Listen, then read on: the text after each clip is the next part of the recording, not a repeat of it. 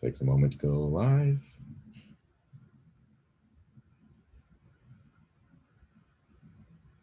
Great. Okay, we're back live. Great. Let's get started. So, Cristina, thank you so much for joining us tonight. I know we have people already on Facebook joining in, and we have some people on Zoom from Eventbrite also starting to come into the room. So welcome to New Hampshire Liquor and Wines, 90 Days Around the World. This is episode, I think, 78, roughly. So we are nearing the end of this little journey, but it's been great. As all of our consumers know, we typically host two major events each year, the Distiller Showcase in November and the Winter Wine Spectacular in January, just usually a week away. Tonight, our special guest, Cristina Mariani-May, usually joins us in person in New Hampshire, and that's always a pleasure. Unfortunately, we will be doing our interviews this evening virtually. So thank you for joining us. We can't wait to hear about Banfi wine and talk about Brunellos and Maltino and all the wonderful things that you have to share with us. So I'll hand it to you to start your presentation, then we can kind of have a conversation. Sure. So thank you, Sean. Thank you, Lisa. Sorry I can't be there in person. I love coming up. Let me just share my screen right now because I love what just happened here. Oh, there we go. I love coming up to New Hampshire every winter. It is so much fun. I never thought being up north in the snow every winter would be such a blast, but everyone in New Hampshire is so much fun. So I miss it. I'm in my basement now, but I am virtually in Montalcino, Tuscany, as you can see from the picture. So, Sean, Lisa, if you don't mind, I'm going to kind of jump in with the presentation for the sake of time. I'm American, you can tell by my accent, so I don't come from Italy directly, but actually my grandfather started the company Bamfy back in 1919, so we're 102 years old. And it's a great story because my grandfather's actually pictured in the upper left corner here. And when he was a little boy, he was sent to Italy to be raised by his aunt, Theodelinda Bamfy, in the lower left corner. And Theodelinda was an amazing woman in the history of the Catholic Church. She was the first woman who was not a nun to be allowed to move within the Vatican City, because as such, she became the head of the household for Pope Pius XI, who was a very kind and gracious pope in about early 1900s. So my grandfather was raised by her in Italy, and he came back to America in 1919, and he thought, well, I'm going to bring in the products that I know best, which are all the Italian goods. And he named the company Banfi after the aunt who he loved like a mom. So you can see by the picture why they allowed her to be the first woman to live with thousands of celibate men. She was not a very good looking woman, but she was by certain, she had an amazing palate. So Bamfy was inspired. Prohibition came a year after. So we've seen hard times before and we continue to thrive. But we're importers in United States now. So Banfi is headquartered in New York, which is where I'm based. And we also have a winery, Pacific Rim and Rainstorm, out west. But we're going to bring you tonight to the pride and joy of our family, Castello Banfi in Montalcino here in southern Tuscany. So Sean and Lisa, you can kind of see this is a nice little map to show you where Montalcino is, so we can all go there tonight. It's just south of Siena and north of Florence. A lot of hills and a lot of, but very close to the Mediterranean. So you get those warm, moderating ocean breezes that kind of balance the cooler days and nights. Obviously, the crowning glory is our 12th century castle. It was originally called Poggio alla Mora. And today, since 1978, my father went over there as an American and he decided to create a wine estate from scratch, which was very bold. I mean, 1970s, a lot of Italians were coming to America to, you think of Mondavi and all the family Sebastiani that were kind of settling in California through the 1900s and 50s. But my dad then went back to Italy. So we were the outsiders when we first came in. But after 40 some odd years, we've been doing a lot of work and a lot of research dedicated to sustainability, dedicated to improving and experimenting with different grapes. And we're very proud of many, many accolades today at Castello Bamfy. As you can see here, 5 times International Winery of the Year in Italy. And I'll show you later our hospitality, which has also helped, but we're going to get there at the end. So we're very proud of where we've been and kind of how we create our roots. Castello Bamfy, as I said, it's rooted in sustainability, Sean and Lisa, and also to everyone, it's 7,100 acre property. So this is not small. It's a larger property. It's actually the size of, technically it's the size of Manhattan, if you think of it as far as acreage. But only 1/3 of this 7,000 acres is dedicated to vine. The rest is olive groves, wheat fields, plums. We're a large producer of plums. We grow, and also forests. You know, it's very important to keep that ratio of forestry to planted, cultivated land. So we're very proud of our award-winning sustainability. We're actually the first winery in the world to get triple ISO certification for exceptional environmental, social, and ethical responsibility. So that's a new buzzword now, but we've been doing it since 1978. We need a little Tuscan sun right now. I think we can all use it. My makeup only goes so far. So I'm going to walk you through, Sean and Lisa, if nobody has any questions yet, I'm going to walk you through one of the first wines that I'm going to start tasting and that are in your shop. And this is San Angelo Pinot Grigio. And as you see up here, San Angelo is really special because it's one of the only 100% Tuscan Pinot Grigios here in New Hampshire. Okay. And why I love that it's Tuscan is because this climate is much warmer than when you're up north in where Pinot Grigio normally comes from. So the Veneto region, where it's cooler days and cooler nights. Tuscany, as we all know, can get very warm, and that brings up a lot of tropical fruit and ripeness in the grape. So why I love this wine, because if you're kind of in between a Sauvignon Blanc or some Pinot Grigios you have are just too light and watery and they don't hold up, San Angelo is a beautiful, beautiful, fuller-bodied white wine, which is tasting great right now.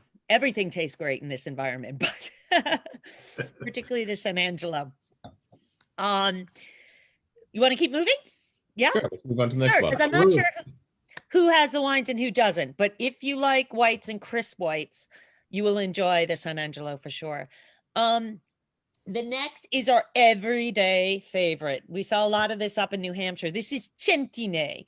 A lot of people would probably say Chentine. That would be the Italian way of saying it, but I mean the American way of saying it. But the Italian way is ch, so it's a hard C.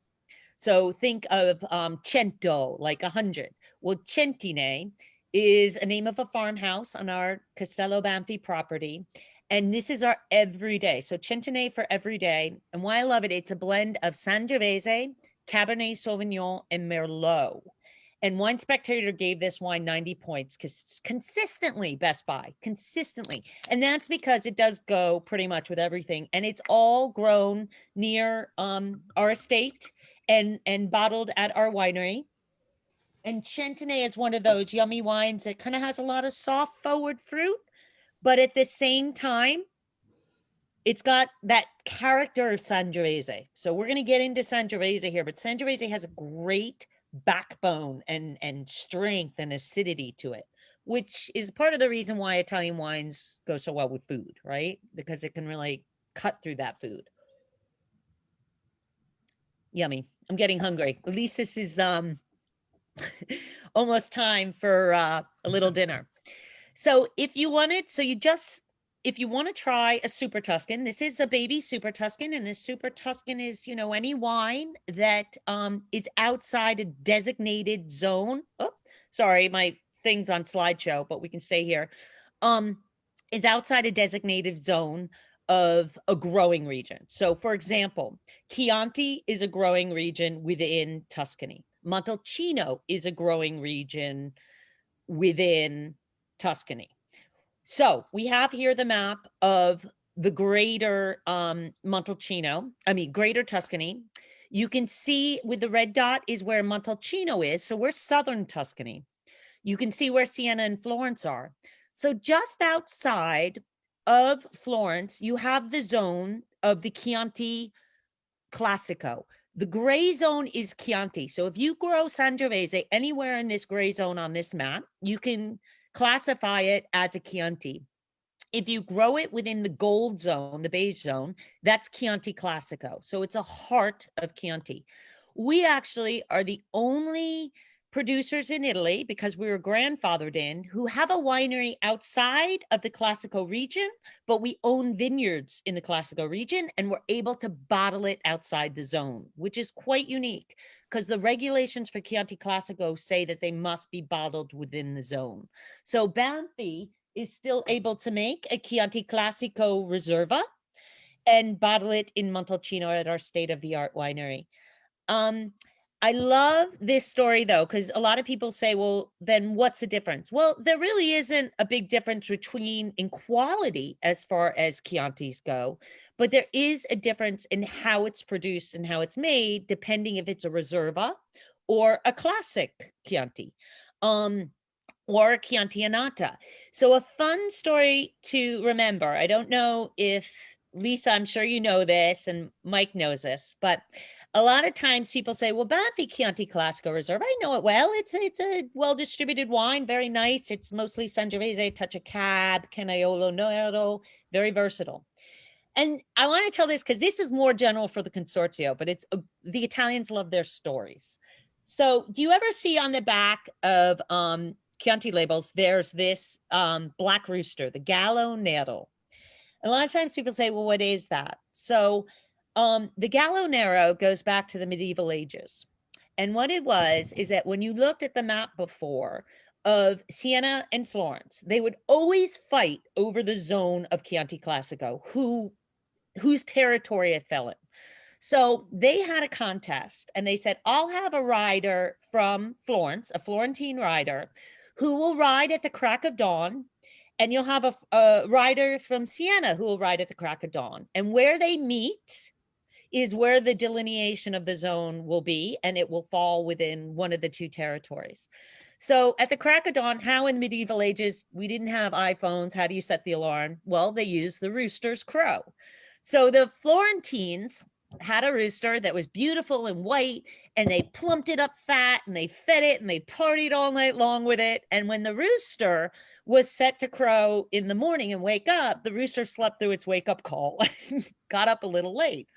The Sienese were smart.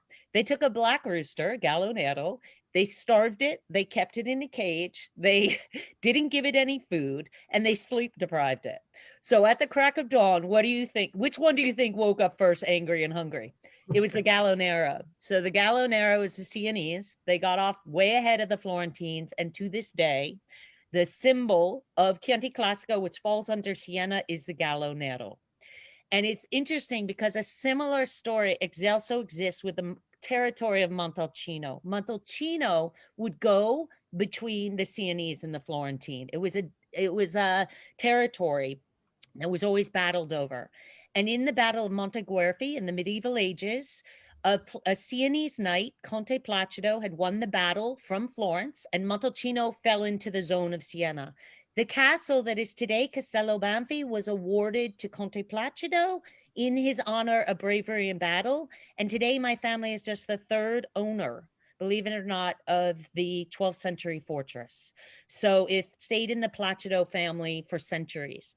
So it's kind of fun because Italian wines are about romance. It's not just about loving the taste, but it's also about the stories. So, I just love that one because when you get these Chiantis, what you get is, when it's a Reserva, you get an extra year of aging, you get a richness, you get a vibrancy, you get really an energy to them that you can't always find with a single varietal, number one, or you get them in the super Tuscans, but they scream Italian, right? So and the vintage we have here is we're drinking in New Hampshire, the 2016, which was 5 out of 5 star. We rated on a 5-star vintage, and the 15 and 16s were just awesome back-to-back vintages. So while we have a terrible year in 20 and 21, not from the harvest, but just from all of our mental condition,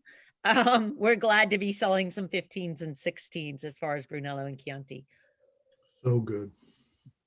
Yeah, it's yummy. It's yummy. It's cherry and violet. And so at our vineyards, we really harvest, and now we're going to get kind of into our Brunellos, which is the pride and joy of Montalcino.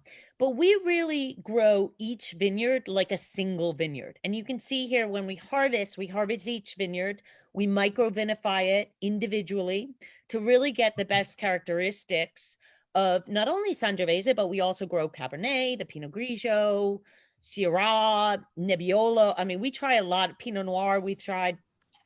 And when we bring it down to the winery, it's very important that we get the characteristics of each of those terroir.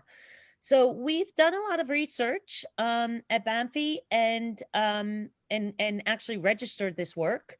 When we bring it down to the winery, though, we micro vinify it in these really cool hybrid fermenters, which I want to show to you because wine is about soil and Mother Nature, but it's also about technology and chemistry. I tell my kids that when they're studying, you know, take your science class. It's also, there's a romance, but there's a science to it. And it's this technology that's helped us bring back out the forward fruit and the most natural softness of the wines. You'll see here, these are hybrid stainless steel wood fermenters. So these were patented by Banfi. Nowhere in the world had this technology existed. And what we saw was that Sangiovese, because it's such a gripping tannic structure of wine, we really wanted to age it in French oak, but fermented, I apologize. We do age it in French oak as well as with the Chianti, but we wanted to see about fermenting it in French oak. And when you ferment the Sangiovese in the French oak, you get this beautiful softness and elegance to the tannins. But oak fermenters can be really dirty. They can be difficult to manage. I mean, think about them. You can't clean them as easily. They're very costly to manage. And so with not being able to clean them as well, you get buildup of histamines and bacteria. And that's something that in modern day winemaking, we've learned is something you really want to avoid. It's not romantic. It's, in fact, it's, it's harmful to the wines. So we had the wood and we were able to seal it with a stainless steel top and bottom. And the technology that was patented is that the seal is a silicone gasket that expands and contracts with the wood. That was the secret, because this wood is expanding. How do you keep the oxygen out? And that silicone gasket is what we patented by Bamfy, and we've held the patent for 5 years and then released it because that's what we wanted to do. So now these hybrid fermenters are being sold all over the world. So when you have good information and research, it's important to share it. Most of our research and focus has been around Brunello. That's why we located in Montalcino. But when we came to Montalcino in 1978, it was a very poor hilltop town. It was actually one of the poorest, and there was only probably about 10 producers in the zone. So we needed to really invest in the territory. Today, Montalcino has really grown to be one of the most acclaimed red wine growing regions in Tuscany. And some of that has been due to a lot of research and development. So if you think of old Sangiovese, I mean, I'm going back to the 1940s, people couldn't really drink it. It was splintery. It had to be aged many, decades.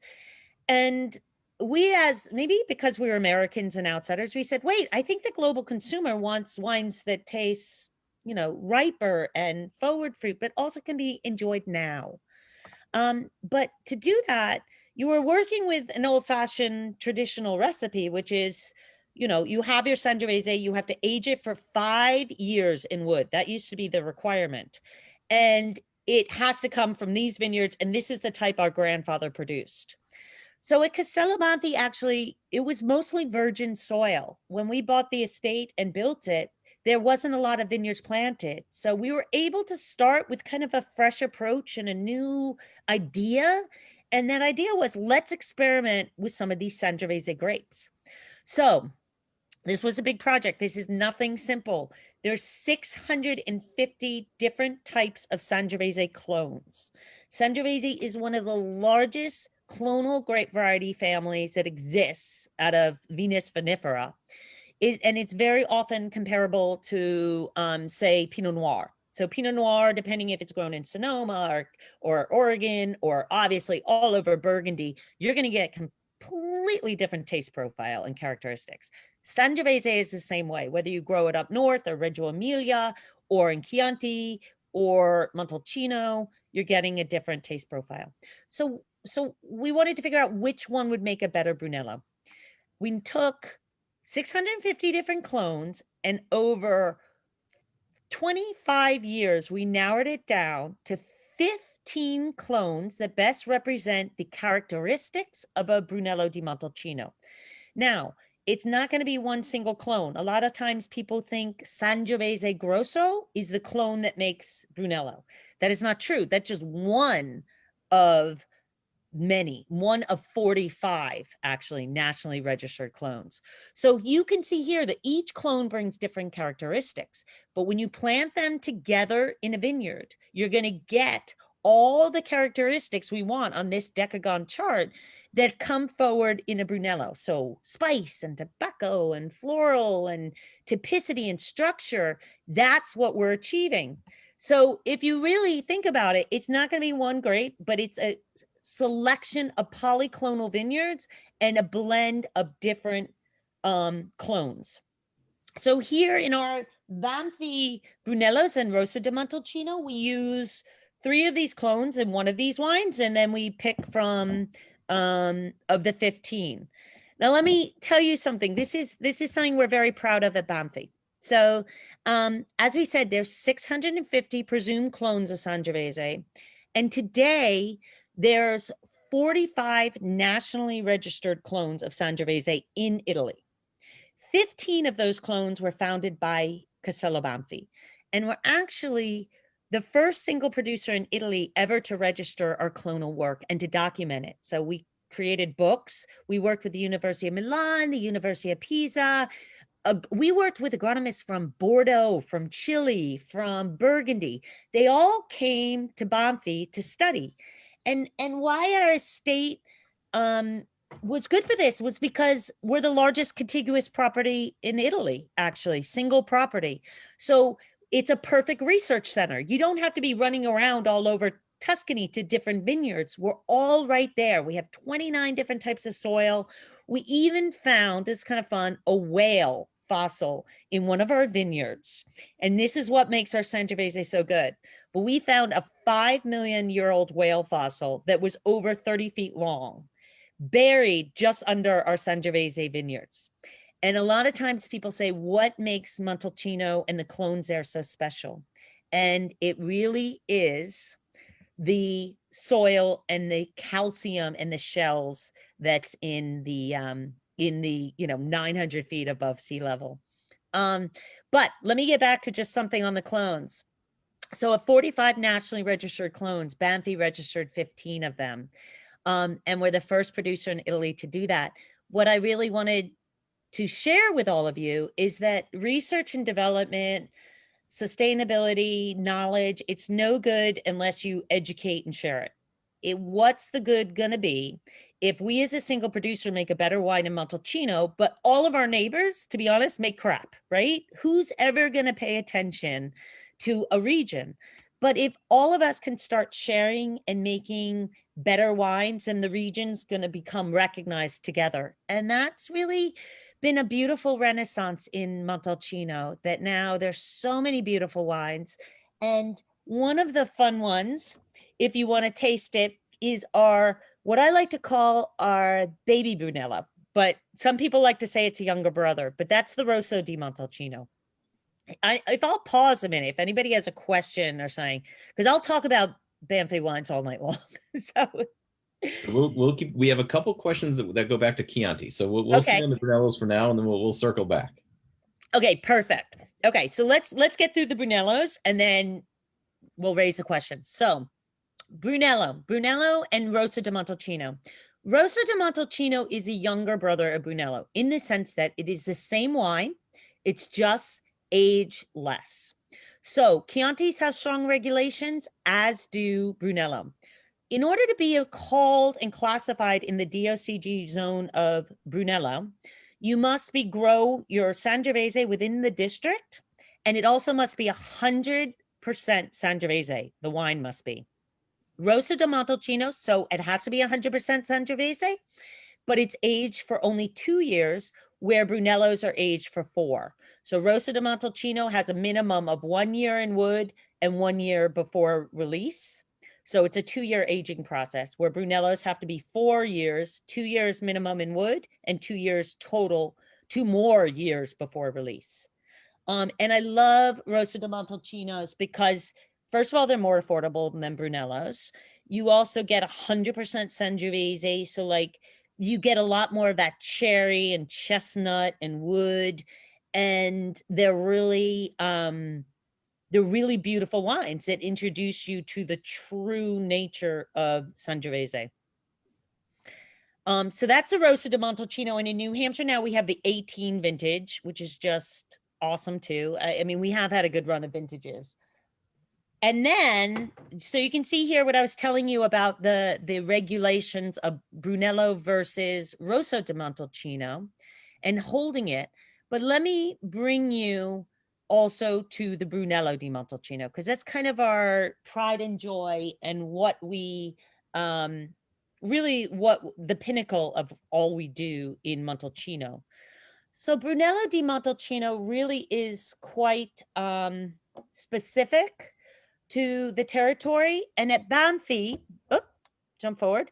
But at Bamfy, we're very proud because we have a style and a location where we're facing the southern slopes. So we're in the southwest corner of Montalcino. So we get a little longer growing days. So we get a little riper fruit than some of the northern counterparts in Montalcino. But we're tasting in New Hampshire now the 2015 vintage.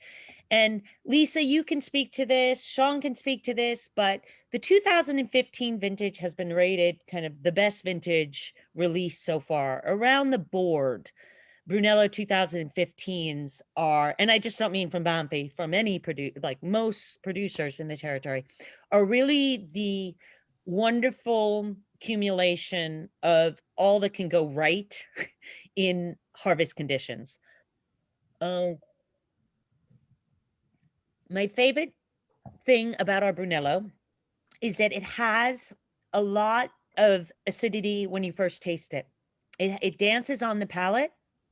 It's got vibrant cherry, red cherry, but then it has a long finish, and it lasts a really long time. And that's how you know a great structure of a wine, that it just stays with you even after you've sipped it. So this is the one I'm gonna stay with me in my COVID safe basement while everybody else does dishes upstairs.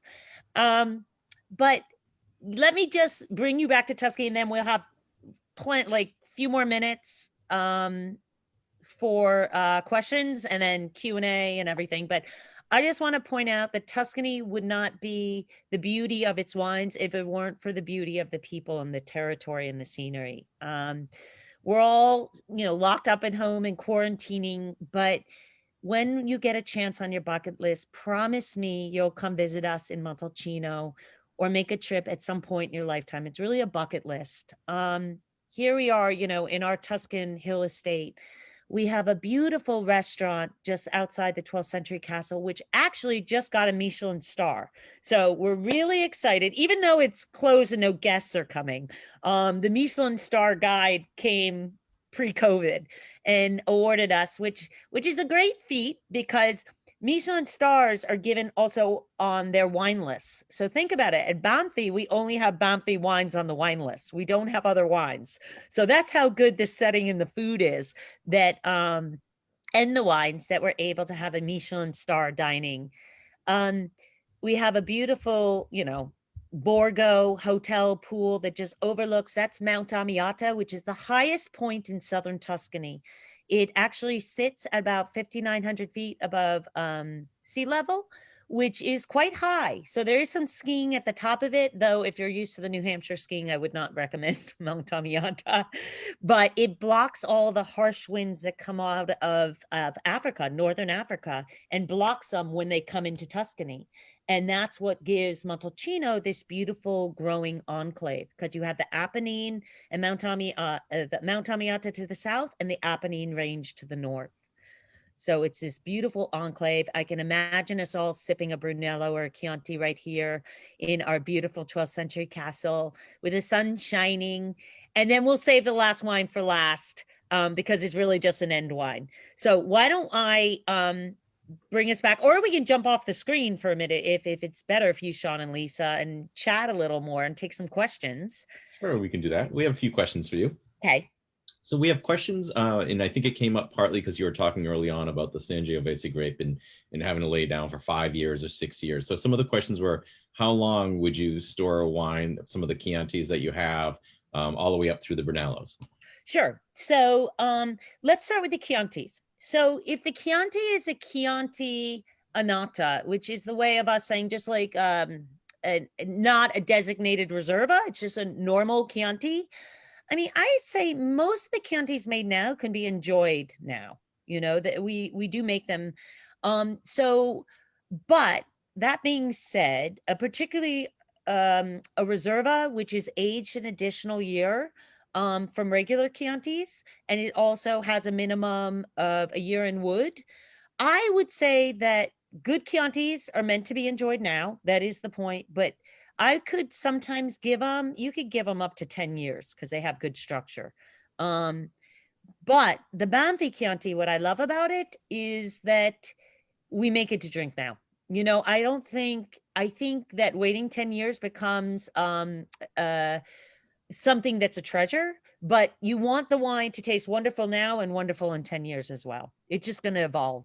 Brunellos, on the other hand, because they're 100% Sangiovese, and because they are already designated not as a Rosso di Montalcino, so you're taking your finest grapes and putting them into Brunello, and because the Brunello has been aged for a minimum of 2 years in wood. Sometimes that's French oak, sometimes it's Slavonian, but that's going to give it additionally more tannic structure. So that's why Brunellos, because of their wood aging and they're 100% Sangiovese, so the skin is very tannic, can really take even more aging. So I would say a good Brunello. I mean, I've got Brunellos back to 1980 and 70s in here in my cellar, locked away from the teenagers. But I have to say, you know, it would be beautiful. I mean, I've had a Brunello recently that was, I think it was 1997, which was a great vintage. And I've had a 1990 prior to COVID. And they're just showing beautifully now. So in 1990, that's 30 years. So they can age a really long time. Great. And when you were talking about the clones, you mentioned that there were 45 registered nationally and 15 that you selected to use for Banfi wines. Tell us a little bit more about those clones. Do they continue to evolve over the years right now, or are those classics kind of staying true? The classics are staying true as far as the clones, so we continue to plant them. But what is evolving so much, Sean and Lisa and everyone, is the climatic changes and the soil changes. So when you do sustainable farming, particularly, the soil is the climate in the soil is changing very rapidly. I mean, I was kind of telling this story as an antidote with the whale, the 5 million year old whale fossil. Montalcino, though, is 900 feet to 1,000 feet above sea level. So over 5 million years ago, that was all under the ocean, under the sea. So what we're seeing is that, and as we know, that change is constantly shifting. So as it gets much drier and hotter in Tuscany, we're getting more salt in our soil. We're getting a little less rain.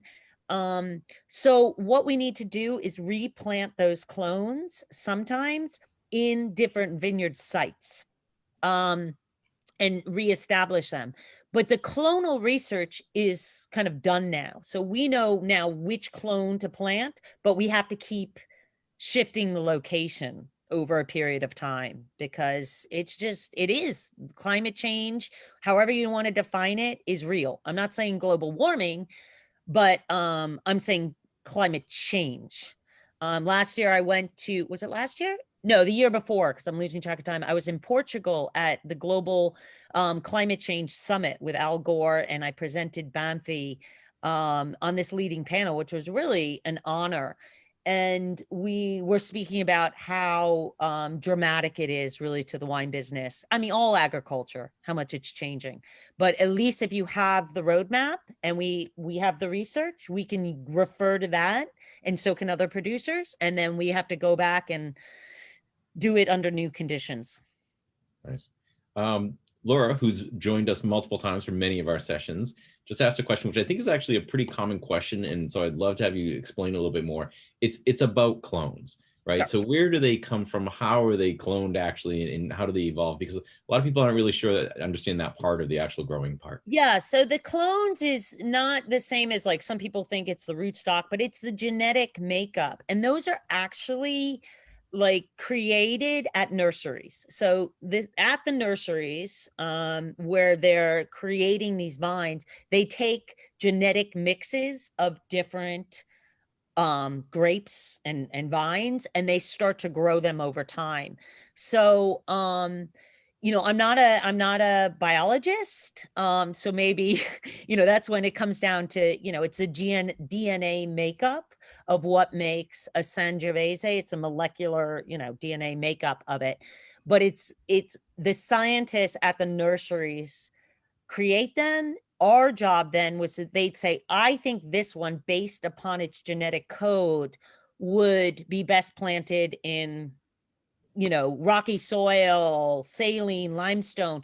And then it was our job at Bamfy to try out a whole slew, 180. We started with different types and started planting them and documenting every, it was a research experiment, scientific experiment.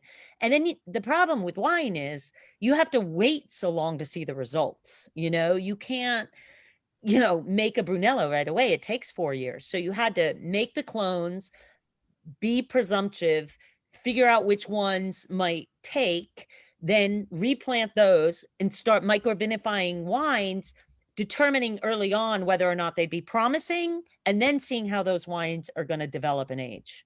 So it's kind of an ongoing process, because the genetic line is not actually changing so much, but as I said, the environment's changing.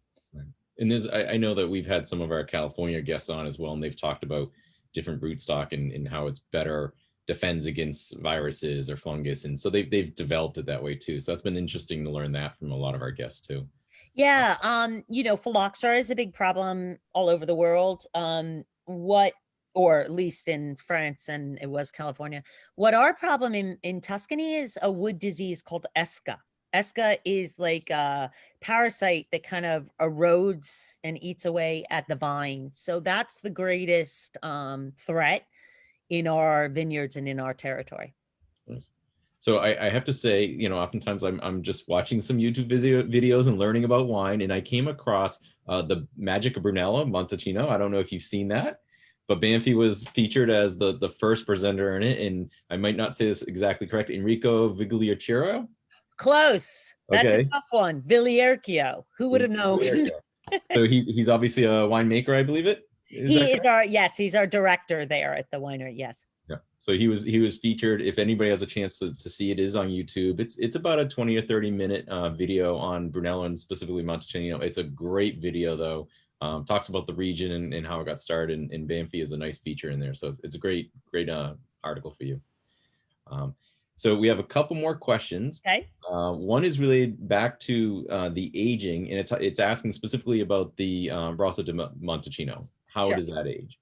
So the Rosso di Montalcino, if I bring it back up. So the Rosso di Montalcino, by a regulation, here, maybe this can help too. Oh no, this is Brunello. Let me go here.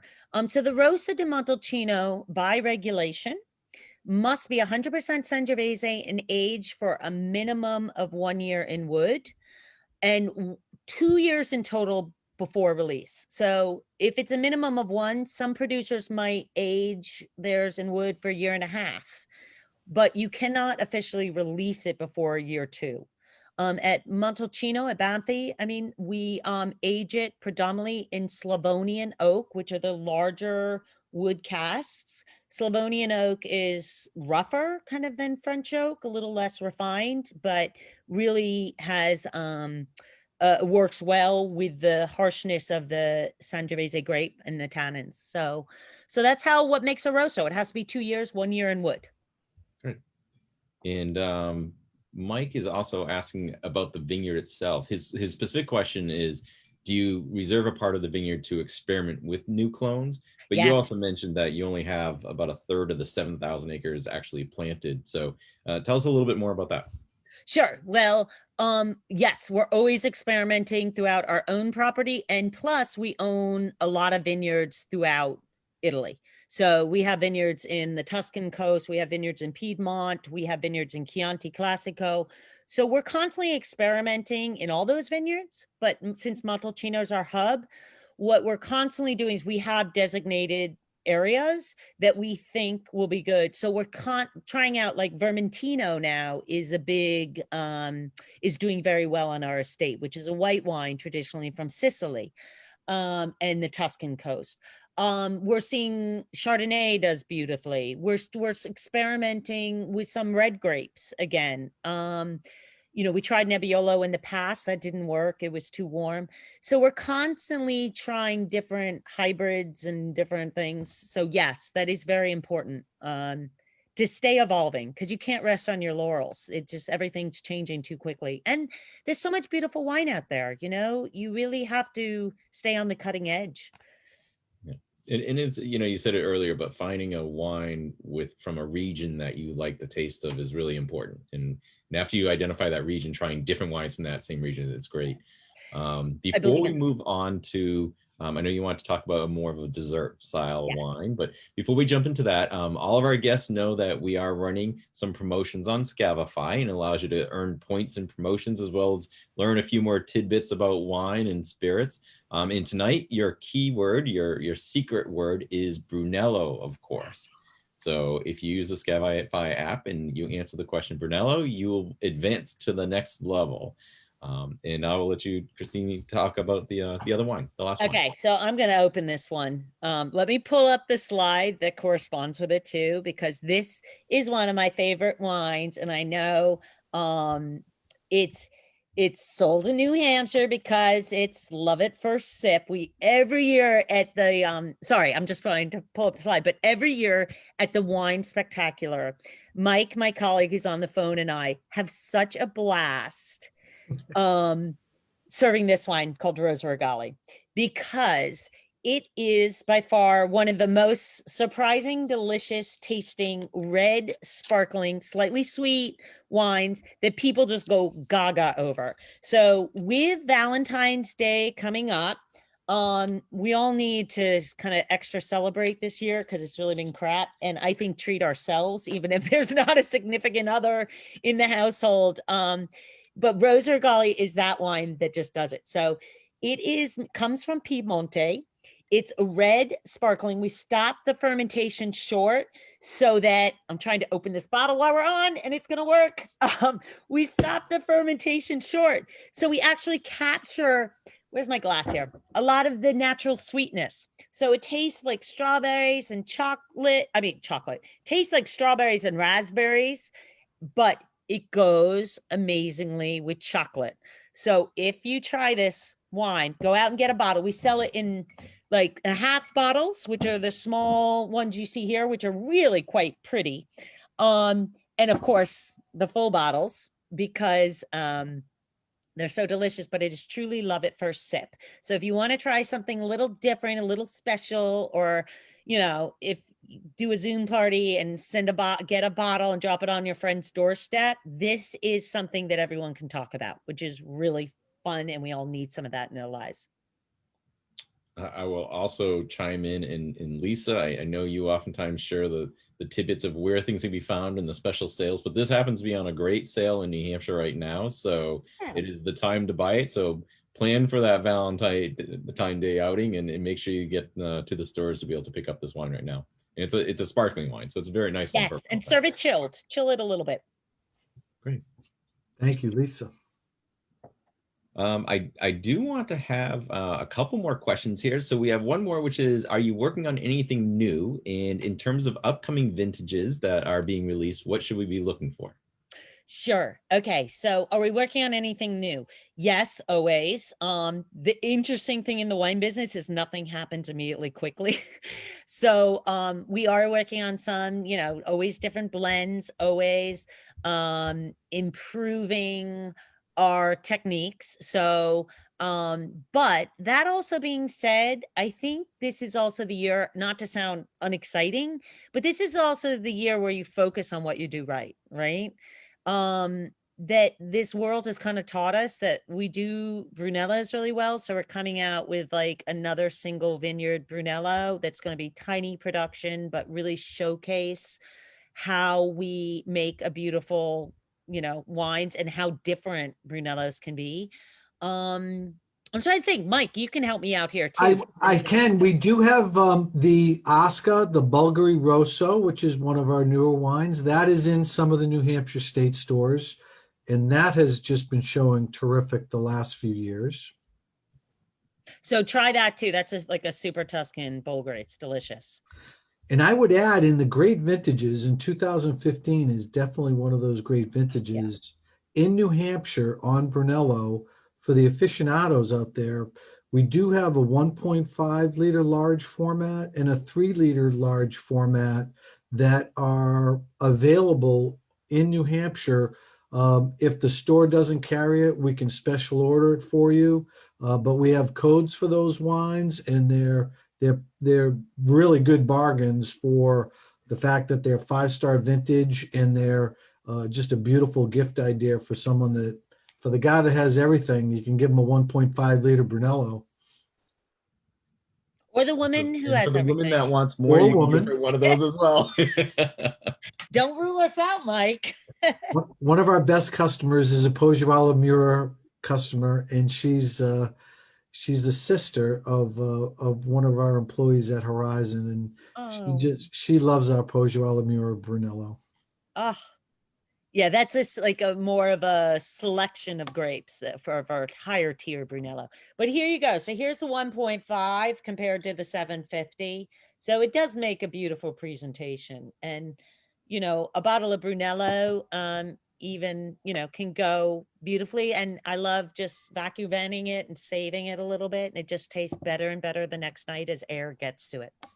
Make sure you aerate it. One of the wines, Cristina, one more note, but what I'm also seeing in the state is one of the other wines in our Super Tuscan lineup is the beautiful Bel Nero, which is also available in several of the New Hampshire state stores. But that's another younger Sangiovese blend with a little Cabernet that just is phenomenal, spends a year in wood, and that wine is showing so nice right now. So with great value built into it as a Super Tuscan. So we talked about Chentine, and then if you go up the ladder a little bit, that Bel Nero is stunning for all the winemaking that goes with it.